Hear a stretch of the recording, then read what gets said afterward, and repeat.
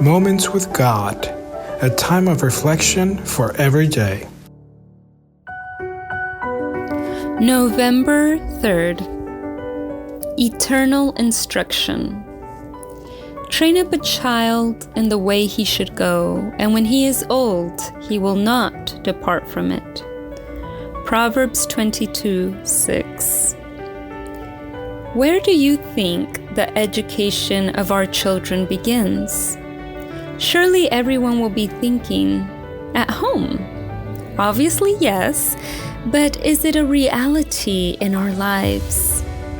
The home is where the education of the child must begin. There is his first school. There with his parents as teachers, he must learn the lessons that will guide him through life, lessons of respect, obedience, reverence, and self-control.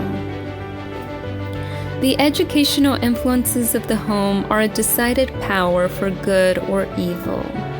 They are in many ways silent and gradual, but if they are exercised in the right way, they become an all-encompassing power for truth and justice. But if the child is not properly instructed at home, Satan will educate him through instruments chosen by him.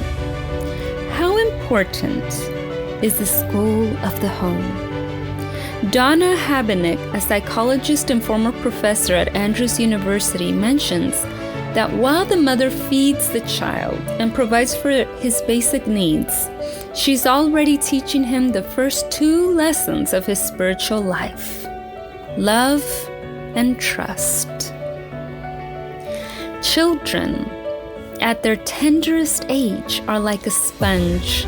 They absorb everything around them. They learn to walk. They acquire the way of speaking, the way of relating to others, the vocabulary, the gestures. Children are going to be what we put in front of them. Children are like a seed which we must plant and water and take care of every day. If necessary, put a stick next to it so that it can grow straight. Because if we do not do it at the moment, we will hardly be able to achieve it later. After the hard work during the first years, we will be able to enjoy the fruits. Limits maintained and a loving but firm attitude are the best safeguard against dangers. As children grow, boundaries can be widened until they reach autonomy and maturity.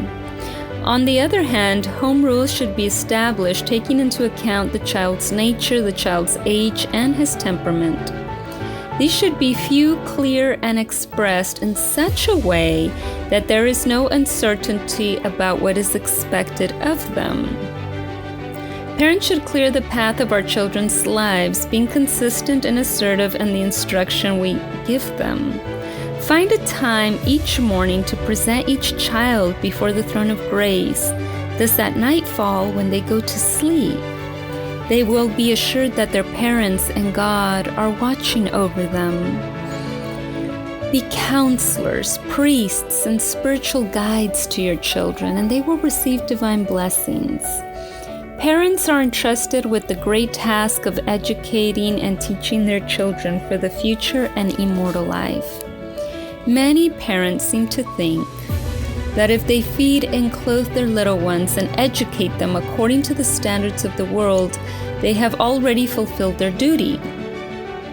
God desires that we be faithful to Him until death, that we be able to serve Him until we are advanced in age, like Enoch, who lived 365 years on this earth and had not departed from God in all that time, until God decided to take him with him.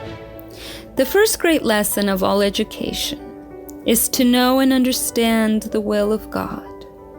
We must make an effort every day of our lives to obtain this knowledge. Let us remember that we are not only educating for this world, but we are preparing for eternity. Amen. Thank you for listening to this audio. We invite you to share with your contacts and visit the website BibleWell.com.